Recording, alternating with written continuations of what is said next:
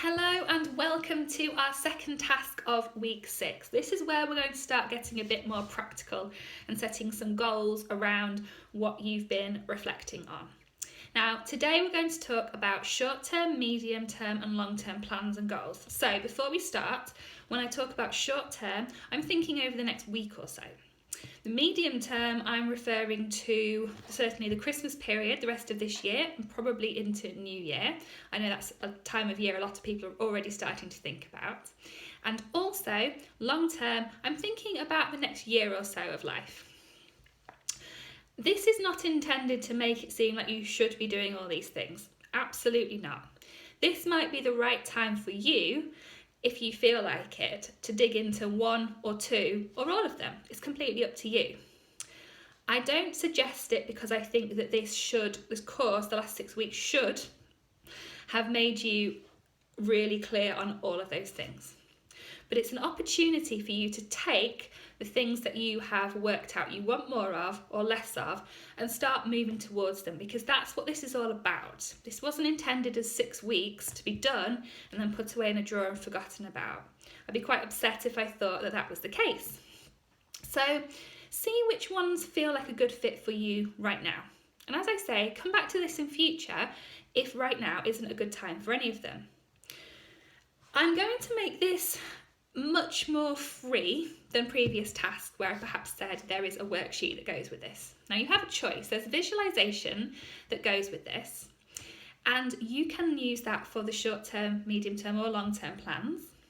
You can completely ignore it if you don't want to use it.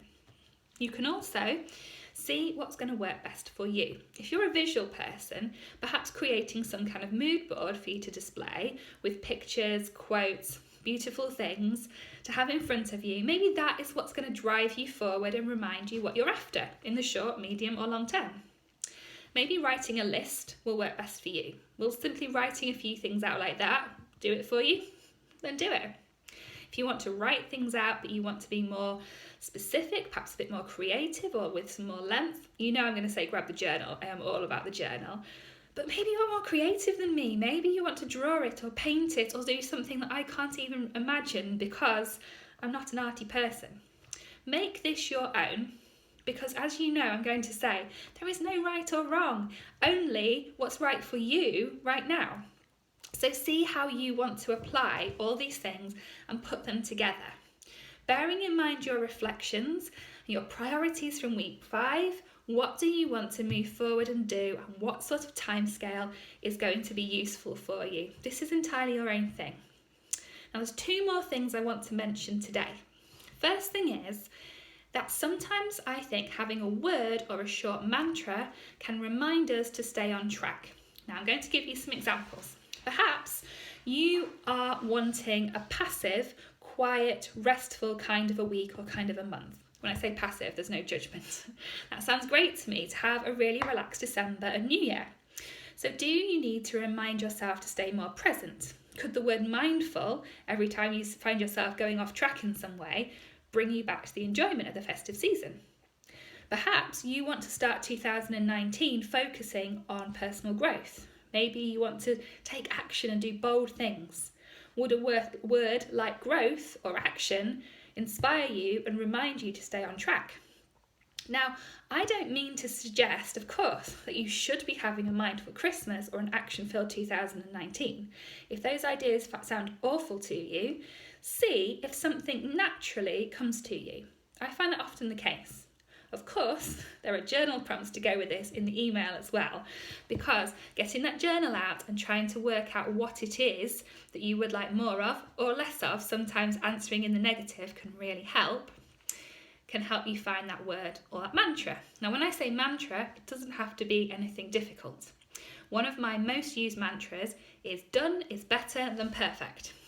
If I didn't have that, I would still be looking at my notebook. I wouldn't put any content out for you at all. This course wouldn't exist. I would still be in my PJs, still thinking, is it good enough? And I wouldn't be getting the feedback from you to make it better, and you wouldn't be getting anything from it. I really believe done is better than perfect, but I need to remind myself of that nearly every single day when I press send and the emails go to you. So see what feels like a good fit right now. You could have a word of the day or the week. It doesn't have to be something that stays the same long term. We all change.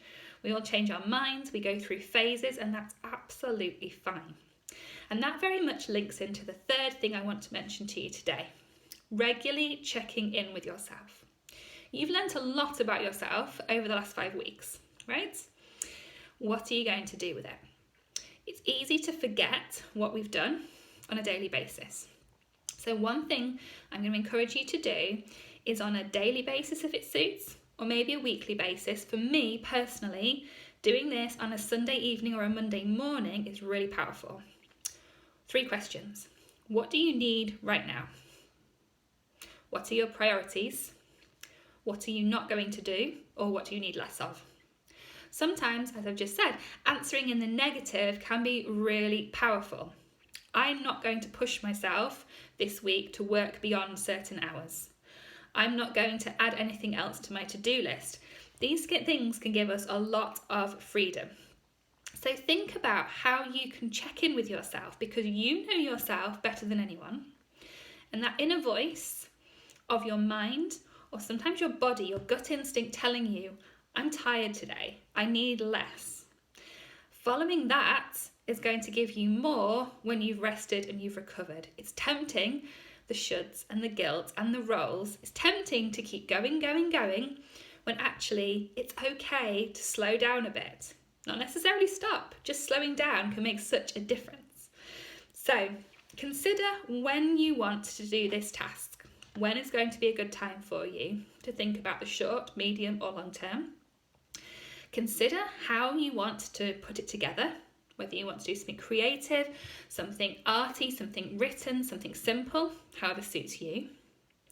Consider as well if you would like a word or a mantra to help guide you towards these things. After all this work is something you could put away into a drawer and forget about, but I would much rather think that you are going to take this forward and make changes to get closer to where you want to be in life. And lastly, check in with yourself. This might be a really busy time of year for you. There might not be the time to sit down and create anything else right now, and that's okay. But if there's one thing from this task today, regularly checking in with yourself and seeing what you need is something I would love to think of you doing. I'm going to be back on Friday to talk about some really simple but clear hints and tips for getting the most from your goals. So see how it feels when you start thinking about the short, medium and long term. And I'll be here with more on Friday. Take care.